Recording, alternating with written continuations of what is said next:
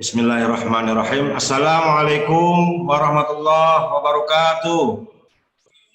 Waalaikumsalam warahmatullahi wabarakatuh. Selamat pagi anak-anakku semuanya, sehat? Pagi Pak. Pagi, Alhamdulillah baik. Pagi Pak, sehat Pak. Terima kasih. Semoga semuanya dalam keadaan sehat dan tetap semangat walaupun di dalam kondisi pandemi 19 ini ya. Kita tetap harus semangat belajar, semangat beraktivitas ya dan lain sebagainya. Baik anak-anakku, untuk memerangi dan memberantas virus corona ini, Bapak selalu tidak henti-hentinya selalu mengingatkan kepada kalian kalau keluar rumah harus selalu menggunakan masker ya. Kemudian sering rajin cuci tangan di air yang mengalir dan menjaga jarak dari kerumunan. Supaya apa? Supaya kita tidak terhindar dari virus corona. Baik, alangkah baiknya di pagi hari ini sebelum kita ke pembelajaran, alangkah baiknya marilah kita berdoa terlebih dahulu sesuai dengan agama dan keyakinannya masing-masing. Berdoa akan Bapak langsung pimpin. Baik, berdoa mulai. Baik, kita lanjut ya.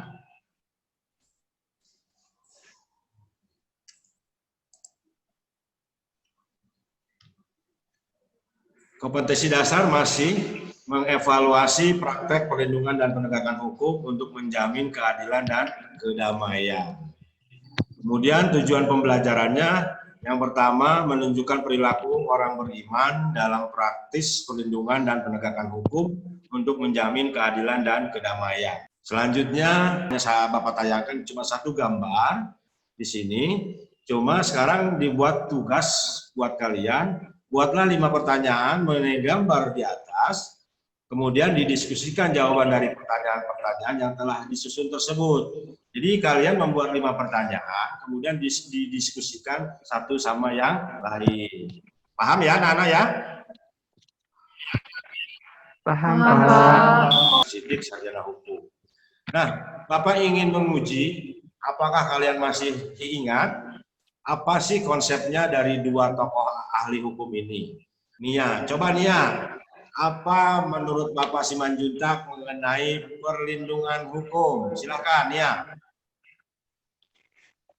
Perlindungan hukum menurut Simanjuntak yaitu sebagai segala upaya pemerintah untuk menjamin adanya kepastian hukum serta memberi perlindungan kepada warganya agar hak-haknya sebagai warga negara tidak dilanggar dan bagi yang melanggarnya akan dikenakan sanksi peraturan yang berlaku. Nah, kemudian menurut Profesor Dr. Jimli Asidik Sarjana Hukum, coba Bapak akan menguji kepada Saudara Rizky. Coba Rizky, apa menurut Rizky? Menurut Profesor Dr. Jimli Asidik, SH, penegakan hukum adalah proses dilakukannya upaya untuk tegaknya atau berfungsinya norma-norma hukum secara nyata sebagai pedoman perilaku dalam lalu lintas atau hubungan hukum dalam kehidupan bermasyarakat atau bernegara. Nah, di sini ada hakikat perlindungan dan penegakan hukum. Menurut Immanuel Kant, hukum ialah keseluruhan syarat yang dengan ini kehendak bebas dari orang yang satu dapat menyesuaikan diri dari kehendak bebas dari orang lain menurut peraturan hukum tentang kemerdekaan.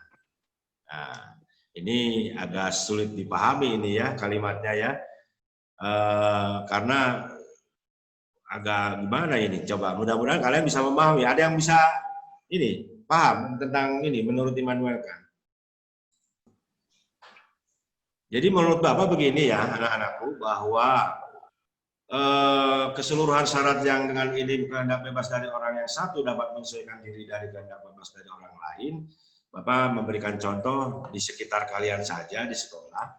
Contohnya umpamanya kalau kalian berteman ya dengan siapapun baik laki-laki maupun perempuan, kalau sudah bisa menyesuaikan diri dengan komunitasnya atau dengan teman tersebut, ya, kemudian satu pemahaman, ya, satu ide, satu gagasan, waktu di dalam bergaulnya juga nyaman dan sebagainya, berarti kalian sudah bisa menyesuaikan diri.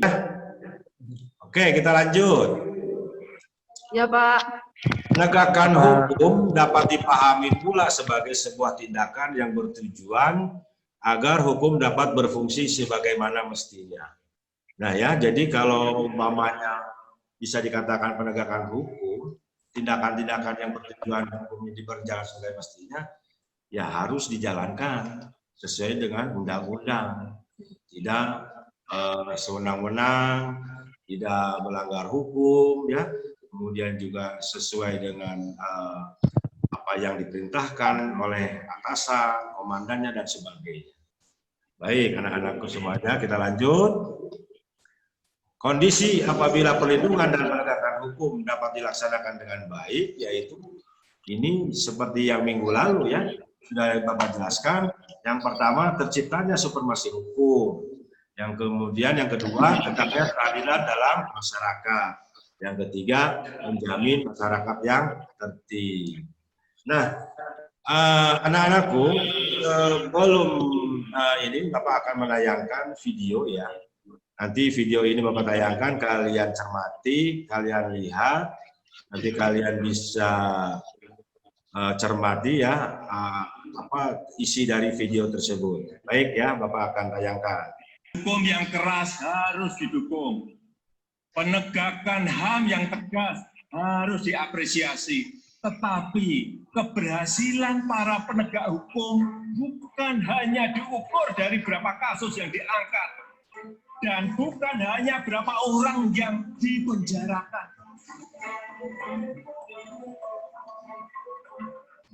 Berubah adalah kata kunci dalam pidato kenegaraan Presiden Republik Indonesia Joko Widodo pada 2019 yang lalu tentang penegakan hukum atau Law Chandra. Jaksa Pinangki Sirna Malasari menjadi tersangka pada 12 Agustus 2020 usai terbukti turut membantu Joko Chandra.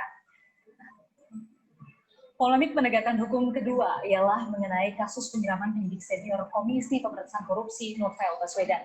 Kasus ini memang tengah masuk ke dalam babak yang baru dengan vonis yang dijatuhkan kepada Rahmat Kadir Bahulete dan juga Roni Bugis pada 16 Juli 2020. Meski telah dijatuhi vonis, namun masih dengan kembali membuka kasus Jiwasraya. Melakukan penegakan hukum memang tak semudah membalikan telapak tangan, apalagi di era pandemi seperti saat ini. Namun tentu hukum memang harus ditegakkan sehingga keadilan sosial bagi rakyat Indonesia betul-betul dapat dirasakan. Maria Sarjana, Andika Suramanto, Jakarta. Setelah melihat tayangan video tersebut, ya, ada dua pertanyaan. Bagaimana menurut kalian mengenai penegakan hukum di Indonesia? Apakah sudah berjalan sebagaimana mestinya? Silahkan diskusikan dengan teman kalian. Kemudian yang pertanyaan kedua, apakah penegakan hukum di Indonesia sudah memenuhi unsur-unsur dan faktor-faktor perlindungan dan penegakan hukum? Silahkan diskusikan dan analisa oleh kalian. Itu tugas kalian, nanti sama-sama dengan sesama teman diskusikan, nanti dikumpulkan melalui Google Classroom, ya. Nanti paling lambat jam 5 sore ini, ya. Paham kalian? Nah, kesimpulan ini, pentingnya perlindungan dan penegakan hukum adalah untuk menciptakan tatanan masyarakat yang adil, damai, yang sejahtera dengan tanpa adanya pelanggaran HAM dan pelanggaran hukum lainnya. Kemudian kesimpulan yang kedua, perlindungan hukum negara kesatuan Republik Indonesia yang berdasarkan Pancasila dan Undang-Undang Dasar 1945. Baik anak-anakku semuanya, itulah materi yang kedua ini tentang perlindungan dan penegakan hukum. Semoga apa yang Bapak sampaikan kalian bisa memahaminya. Paham anak-anakku tugasnya? Paham, Pak. Paham, Pak. Jangan lupa tugasnya dikumpulkan pada batas waktu jam 5 sore ini. Terima kasih anak-anakku semuanya. Sebelum Bapak tutup, mungkin nanti di pertemuan berikutnya kita materinya akan membahas tentang peranan para penegak lembaga hukum di Indonesia. Baik, sebelum kita tutup, alangkah baiknya kita berdoa dan mengucapkan alhamdulillahirabbil alamin. Jadi sampai di sini dulu anak-anakku semuanya. Jaga kesehatan, tetap semangat belajar. Wabillahi taufik wal hidayah. Assalamualaikum warahmatullahi wabarakatuh.